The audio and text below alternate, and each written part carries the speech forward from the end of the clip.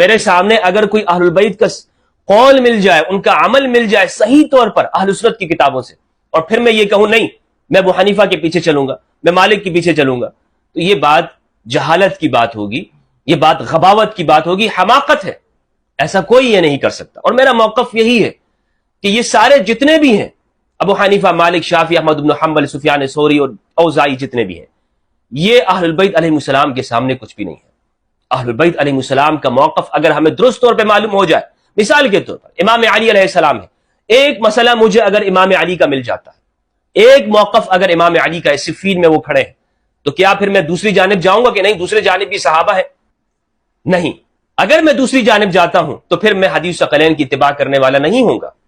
میں یہ کہتا ہوں کہ صفین میں امام علی علیہ السلام کا سٹینڈ یہ ہے، موقف یہ ہے، آپ کا نظریہ، آپ یہاں پہ کھڑے ہیں، تو پھر ہر مسلمان کو امام علی علیہ السلام کے ساتھ ہونا چاہیے. وہ یہ نہیں کہہ سکتا کہ اس مسئلے میں امام علی کا یہ قول ہے، ابو ہریرہ رضی اللہ عنہ بھی یہ کہتے ہیں لہٰذا میں ابو ہریرہ کے پیچھے چلتا ہوں.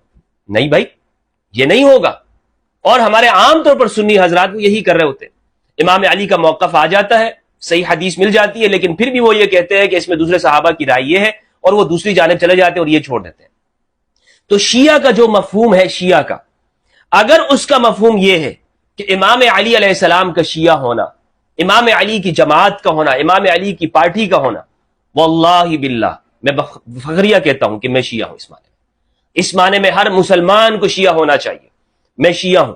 اور یہ جو گواہی دی جاتی ہے امام علی علیہ السلام کے ولی ہونے کی، کیا کوئی سنی سے انکار کر سکتا ہے؟ اشہد ان علی ولی اللہ، میں اس بات کی گواہی دیتا ہوں ببانگ دوہل کہ علی اللہ کے ولی ہیں.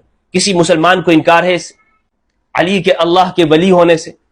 من کنت مولا فہذا علی مولا اللہم وال من والا وعاد من عاد. کوئی بھی اس سے انکار نہیں کرے گا. آج میں بھی پڑھتا ہوں یہ لا الہ الا اللہ محمد رسول اللہ اشہد ان علی ولی اللہ، علی اللہ کے ولی ہیں. اس کو ملانے سے کوئی شخص سنیت سے نہیں نکلے گا، یا امام علی کی ولایت کا اقرار کرنے سے کوئی شخص بھی وہ سنیت کے دائرے سے نہیں نکل جاتا. لیکن ذہنوں پر تعصب کے پردے پڑے ہوئے ہیں، اور ہم یہ سمجھتے ہیں کہ ولی اللہ کا اقرار ہو گیا تو سنیت سے نکل گیا. اور دوسری جانب سے یہ سوال ہوتا ہے کہ پھر ایک شخص وہ پھر سنی گیٹ اپ میں کیوں ہے؟ وہ یہ کیوں کہتا ہے کہ میں خود کو شیعہ نہیں کہتا؟ مثلا میں اس چیز سے احتراز کرتا ہوں، اور یہ احتراز ہر مسلمان کو کرنا چاہیے، کیونکہ قرآن مجید میں جو ہمیں ٹائٹل دیا گیا ہے میرے بھائیوں، وہ ٹائٹل کیا ہے؟ سماکم المسلمین.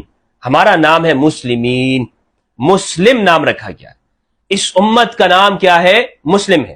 اور یہ بھی حق بجانب ہے کہ امام علی کا گروہ، جس طرح کہ اہل سنت کی روایات ہے انت و شیعتک هم الفائزون، یا علی، اے علی تم اور تمہارے شیعہ وہی کامیاب ہے، آپ کا گروہ، آپ کی پارٹی. لیکن اگر شیعہ کا مفہوم فرقہ وارانہ طور پر لیا جائے اور یہ کہا جائے جس طرح کہ سنت کا مفہوم آج فرقہ وارانہ طور پر لیا جاتا ہے کہ جو سنت فقہ حنفی کی ہے، یعنی جو تشریح اور تعبیر فقہ حنفی کرتے ہیں، حنابلہ اس کو باطل سمجھتے ہیں یا سلفیہ اس کو باطل سمجھتے ہیں، تو یہ فرقہ وارانہ تعبیر ہے سنت کی. اگر یہی تعبیر آپ شیعہ کے لفظ کی لیتے ہو تو میں اس کو پسند نہیں کرتا. اور اگر آپ شیعہ کے لفظ کی وہ تعبیر لیتے ہو جو نبی صلی اللہ علیہ وآلہ وسلم نے دی، امام علی علیہ السلام نے دی، کہ امام علی کی جنگوں میں امام علی کو حق سچ سمجھنا، اور یہ اعلان کرنا کہ اگر میں اس زمانے میں ہوتا تو میں علی کے ساتھ ہوتا، میں علی کے قدموں میں ہوتا، میں علی کا ساتھ دیتا، میں ان زخمیوں کو پانی پلا رہا ہوتا جو صفین میں امام علی علیہ السلام کے ساتھ، میں کربلا میں امام حسین علیہ السلام کے ساتھ ہوتا، میں امام علی علیہ السلام کی اولاد، میں اہل البیت علیہ السلام کا خادم اور ان کے قدموں میں ہوں. اگر شیعت کا یہ معنی ہے تو بسر و چشم یہ قبول کرنا چاہیے.